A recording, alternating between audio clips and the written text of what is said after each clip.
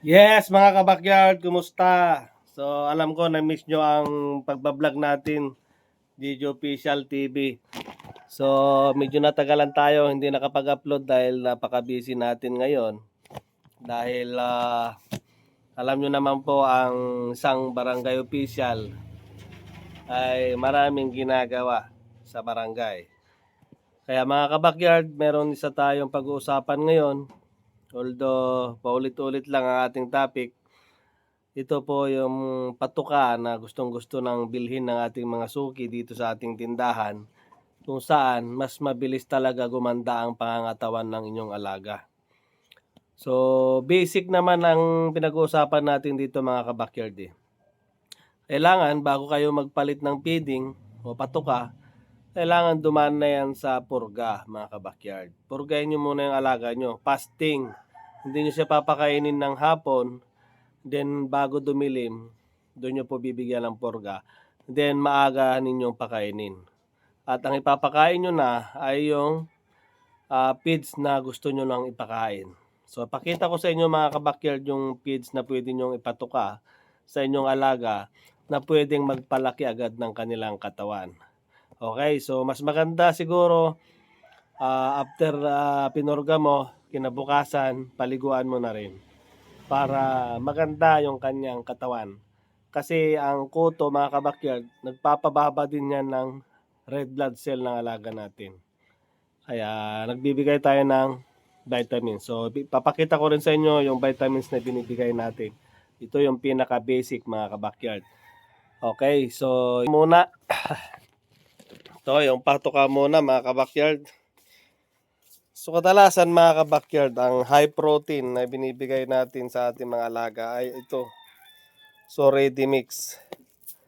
So napakabili ng ready mix dito sa tindahan natin.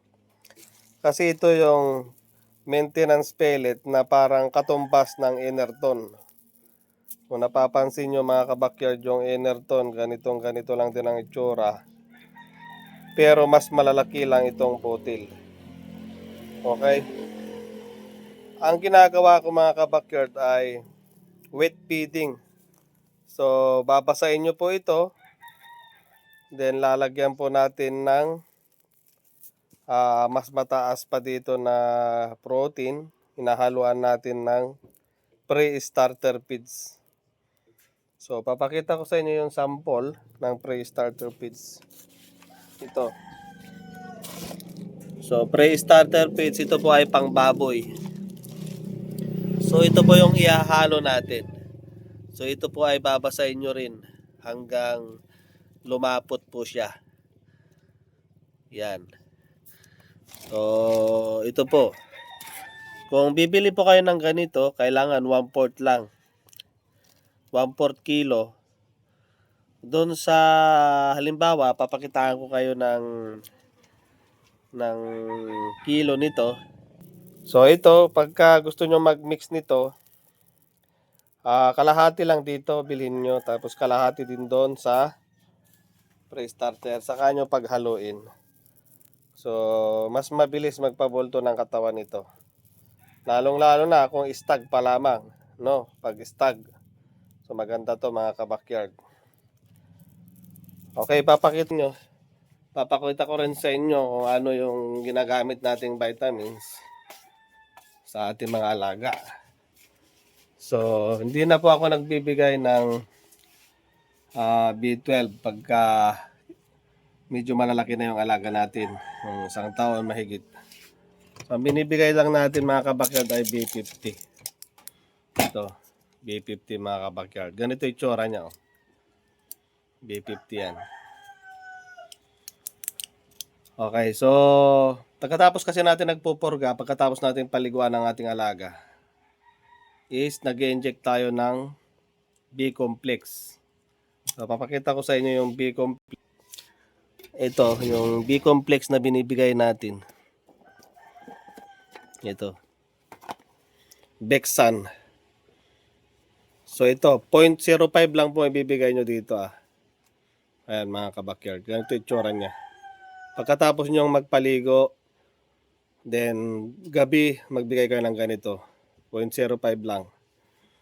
Then yung B50, yung pagbibigay nyo ng B50 mga ka-backyard. Ito, dapat araw-araw. Araw-araw pagbibigay nito mga ka-backyard.